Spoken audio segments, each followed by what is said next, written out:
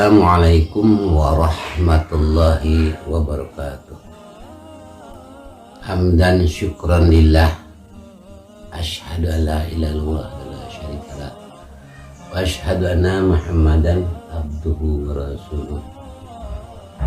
Allahumma shalli wa sallim ala sayyidina wa maulana Muhammadin sallallahu alaihi wasallam. Amma ba'du. Allahu ta'ala fi ayatil karimah wa asdaqul qailin.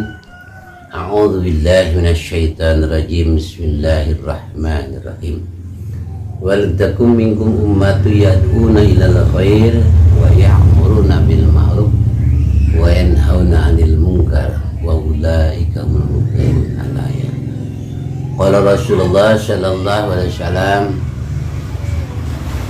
utlubul ilma minal mahdi ilal lahdi al-hadis. Qala rabbi shrah li sadri wa yassir li amri wahlul 'uqdatam min lisani yafqahu qawli. Wa subhanaka la ilma lana illa ma 'allamtana innaka antal alimul hakim. Wa subhanaka la ilma lana illa ma 'allamtana innaka antal alimul hakim. Qalu subhanaka la ilma lana illa ma 'allamtana. Shadaqallah. Puji syukur, mari kita panjatkan kepada Allah Azza wa Jalla, yang mana Allah pada saat pagi yang cerah ini masih memberikan anugerah kepada kita, kepada pemirsa yang ada di rumah, penonton di televisi, YouTuber, bersama sebagai pimpinannya adalah Bapak Hendar. Salawat berkah salam tercurah limpahkan kepada baginda bersama sallallahu alaihi wasallam, kepada keluarganya, sahabatnya, termasuk kita semua yang ikut menonton di acara nuansa pagi ini. Semoga Allah memberikan kesehatan, memberikan anugerah rahmat dan maghfirah selalu. Amin. Dan kepada yang sedang beraktivitas, semoga sukses dalam keseharian. Amin ya Allah ya Rabbal alamin. Amin. Dan kepada penonton Santuy Channel ya Ustadz ya. Ya, betul. Hadirin pemirsa televisi Santuy Channel bersama subscribe yang setia, pelanggan yang mulia, saya doakan semoga perusahaan YouTuber ini selalu eksis, aktif dan sukses. Amin. Kedepannya nanti bisa bermakna bagi nusa bangsa agama. Amin. Amin. Dalam hal ini saya akan membahas tentang amar ma'ruf nahi mungkar. Pengertian dari amar ma'ruf itu adalah perintah dalam hal kebaikan, nahi mungkar adalah mencegah suatu keburukan. Bentuk apapun manusia, kondisi apapun manusia di dunia ini diatur oleh aturan hukum, baik itu hukum Allah yang bereferensi dari Al-Quran, hadis, ijma dan qiyas, atau tatanan negara diatur oleh dasar Pancasila dan beserta butir-butirnya, dan lebih terfundamental dalam hukum KUHP. Negara kita negara hukum, tidak bisa melampiaskan hawa nafsu, tidak bisa semua gue, cak bahasa Sunda maupun cak aing, semuanya diatur oleh hukum, baik tatanan rumah tangga, bernegara, bersosial, berpolitik, semuanya ada aturan hukum. Hukum juga harus bisa menempatkan sesuatu pada tempatnya. Artinya hukum, peradilan, dan keadilan. Nah, pada saat ini yang saya akan bahas adalah tentang moralitas bangsa, negara, dan agama. Seiring dunia semakin maju,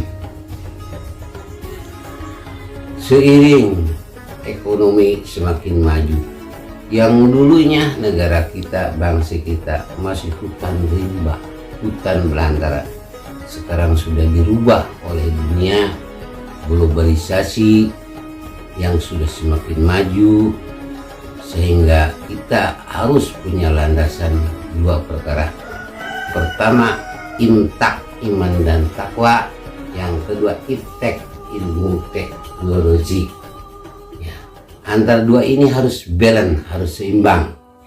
Iman dan takwa tertanamkan oleh ajaran Al-Quran. Bentuknya adalah agama.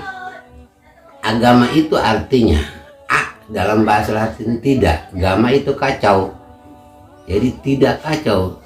Makanya identiknya orang yang beragama itu tidak akan menimbulkan kekacauan.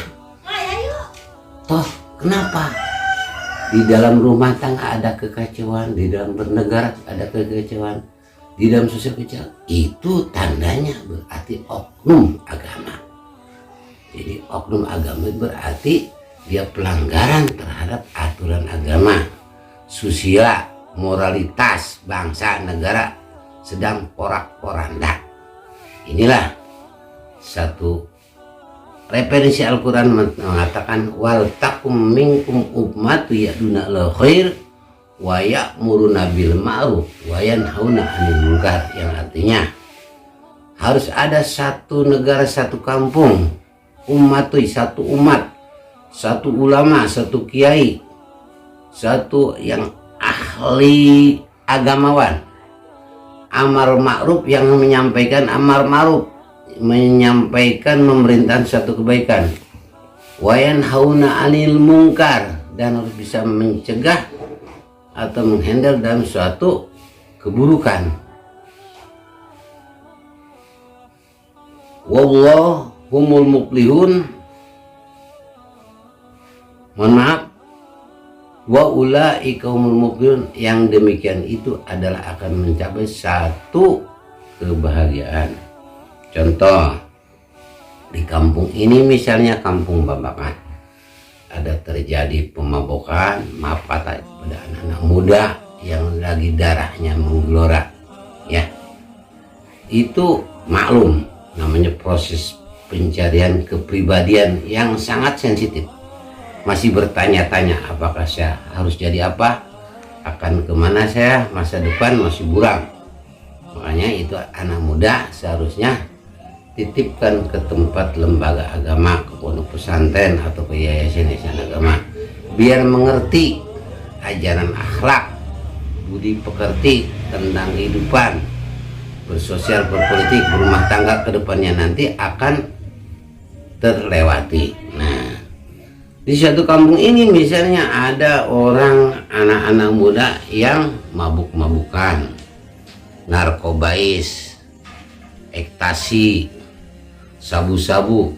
Itu jangan diam saja, ulama yang ada di sini harus bisa mencegah dengan cara baik-baik.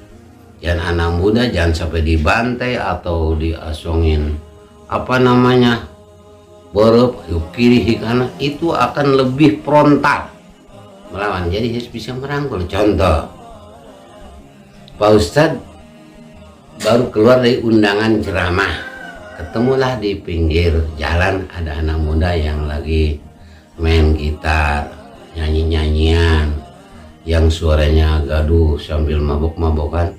Nah, itu jangan langsung, hai kamu, yang ini haram. Nah, itu akan membahayakan. Gimana katanya Pak Ustadz? Caranya harus merangkul, harus senyum, sapa. Nah, si berkat yang Ustadz bawa itu berikan, kasih rokoknya. Nah, gitu bisa dipahami nggak? Nah, enak, bikin dia enak. Nah, lama-kelamaan dia kalau dia merangkul, maka dia itu akan timbulnya malu, timbulnya sadar. Begitu, saudara pemirsa. Nah, itu satu contoh mencegah keburukan. Kalau memerintah kebaikan misalnya, setelah dia sadar ajak dengan tenang, kasih rokok, jamin makanannya juga.